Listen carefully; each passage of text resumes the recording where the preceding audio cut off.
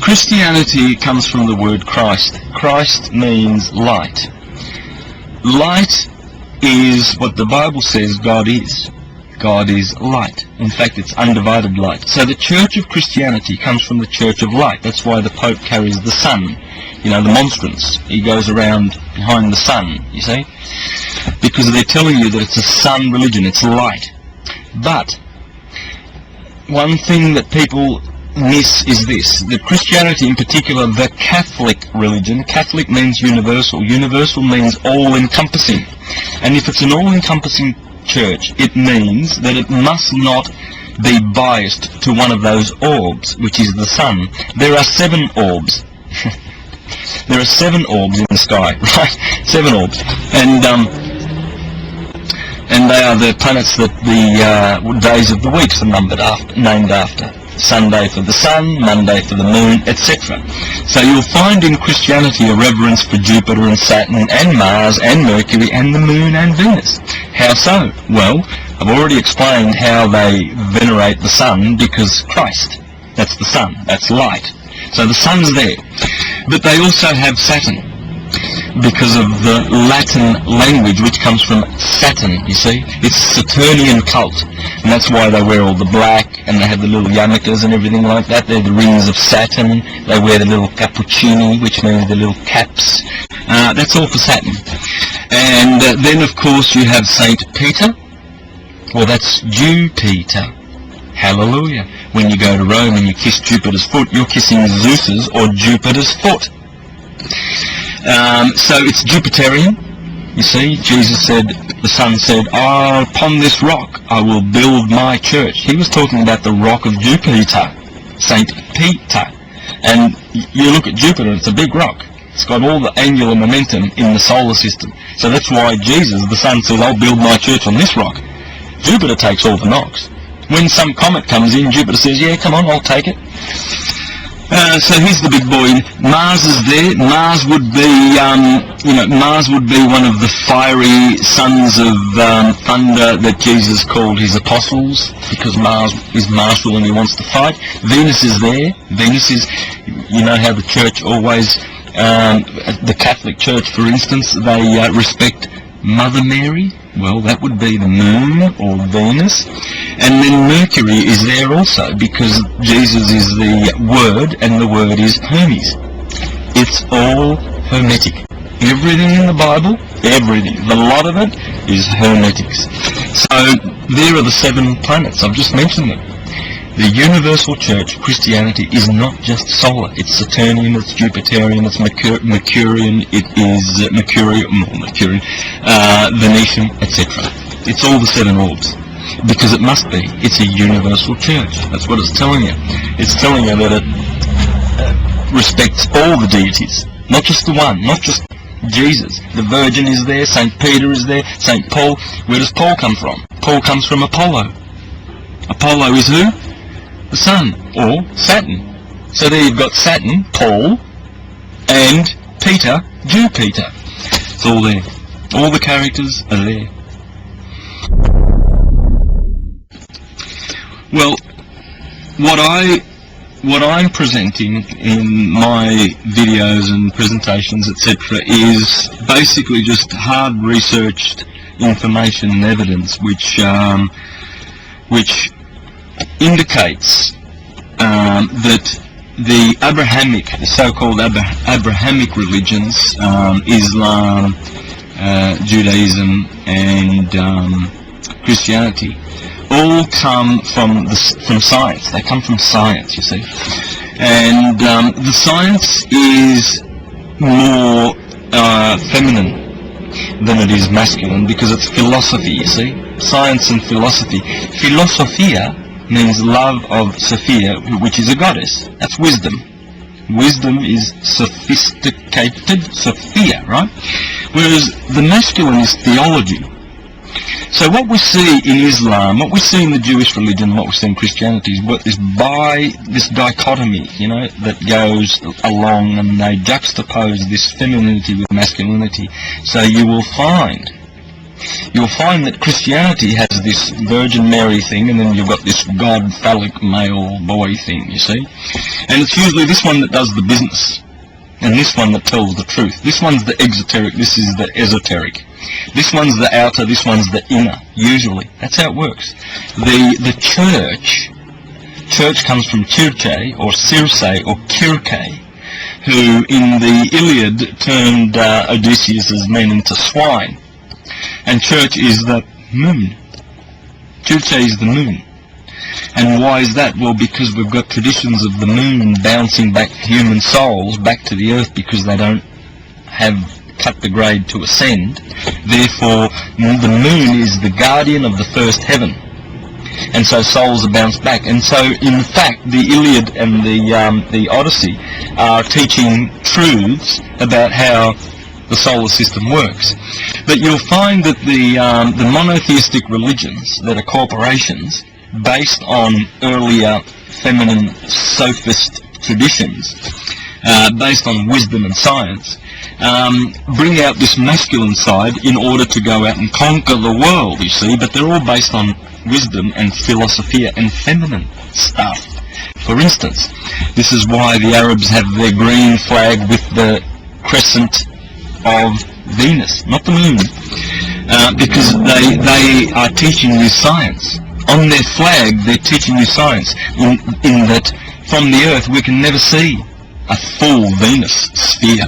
It's impossible. She's always a crescent. And she's always emanating the most light from all of the other orbs. In fact, Venus is able to cast a shadow on the Earth. Just like the sun and the moon, Venus can cast a shadow on the Earth. That's how bright it is. And yet we're only seeing the crescent. And so Islam put that on their green flag, green being the colour of Venus, to teach us a scientific lesson. We know that you can't see Venus in its entirety, so we're putting it in the flag to show you science and to show the feminine Venetian nature of that religion. In fact, Kaaba means Venus, and Kaaba is the place they go to worship Allah, at the Kaaba Allah, the Kabbalah. Sounds familiar to the Jewish Kabbalah, doesn't it? Kaaba Allah, because Allah is El is electricity, and Kaaba would be magnetism, and electricity comes from magnetism, comes from electricity, comes from magnetism, etc., etc. And they're telling you the story in their books, only they veil these books and they paint them with allegory. And so suddenly Jesus becomes this Galilean, and then he has this whore turned good girl, Mary Magdalene, and she's there working there. So you see El and Mag, they're always there. All the characters, always this masculine phallic, and then this woman who's got failings, like, you know, Israel and his 12 sons and one bad daughter, Dinah, who gets raped by Shechem. And then, of course, you've got King Arthur and Guinevere, the naughty Guinevere. She betrays him and has sex with Lancelot. And then you've got Jesus and his 12, and there's always Mary, the loose one there, and etc., etc., because they're talking about basically the moon, you see, the orbs. The 7 orbs, Snow White and the 7 dwarves, turn up in every story, from the Bhagavad Gita to the Ennead. It's all about electromagnetism. Well, with the Jews and Hermes, there is a clear connection. Hermes is Moses, and I didn't say it.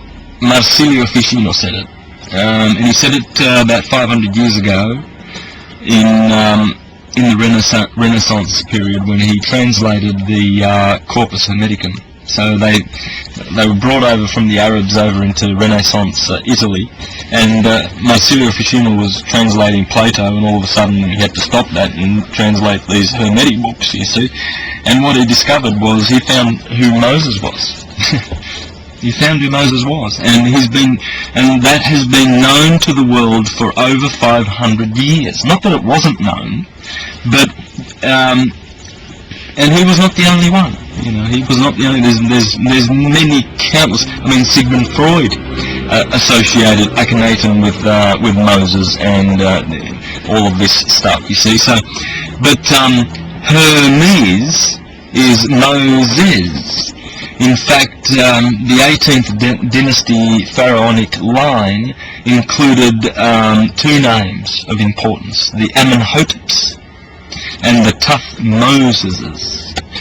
Now, let's have a look at Tuthmoses, shall we? Toth is Hermes, and Moses is Hermes. So here we have the 18th dynasty pharaohs, which, by the way, is the most famous dynasty of all of them. The 18th. You've got Hatshepsut, you've got Nefertiti is there, Tutankhamun's there, Akhenaten, the monotheist or the madman, megalomaniac was there, and you've got, as I said, the Tuthmoses and the Amenhoteps. And by the way, Amenhotep means Solomon, basically, because Amun is Sol Amun, and Sol has to do with peace and the sun, and that's what Hotep means in Egyptian. So there you've got Moses and Solomon in Egypt. Wow. So it's a very hermetic religion. It's very hermetic. In fact, Hermes carries the caduceus, and the caduceus is the staff with intertwined serpents, and then the wings on the top of the staff. Well, they are the two tablets of the law of Moses. 1, 2. They're the two tablets. The right brain and the left brain. And they're sitting on the staff, which is the spinal column. The spine.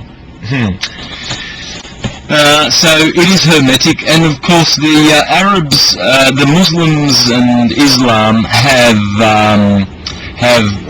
their phallic symbols too. You see, they might turn around and point their fingers at the Christians who have the cross, but the cross is just the symbol for the sun, because the sun actually makes a cross. When you get the solstices and the equinoxes, and around a circle, they make a cross, and that's the sun going around in its orbit. Therefore, or orbiting with the sun, and it forms the cross. So they turn around, oh, look at the cross, the Christians are, that's an idol. Well, what's the moon? Or Venus, they've got the crescent of Venus, etc. Well, that is their lunar or solar focus and attention. It shows that they also are respecting the orbs. There isn't a religion on the planet that's not respecting the orbs. Who are the Buddhists? Last time I checked, Buddha was Hermes. Oh, so they are Hermes in the East. Yeah, sure. In Japan, Shintoism. It's Buddhism. Hinduism. Hermeticism. That's what it is. And, it's interesting how they, when they ask for water in Japan, they ask for mizu. Mizu? Sounds like Mizes, the Syrian word for Moses. And what does Moses mean? Drawn from the water. And you go to Japan, Hermetic Japan, Buddhist Hermetic Japan, and they ask you for mizu, water. That all indicates that once upon a time there was a universal thinking, scientific, philosophical thought process that every conscious human being applied to their lives and were benefited from that science. And the Egyptians practiced this. The Egyptians practiced this holy science, which is the science of the transmigration of the soul. And it's all there intact in Islam, in Judaism, and in Christianity.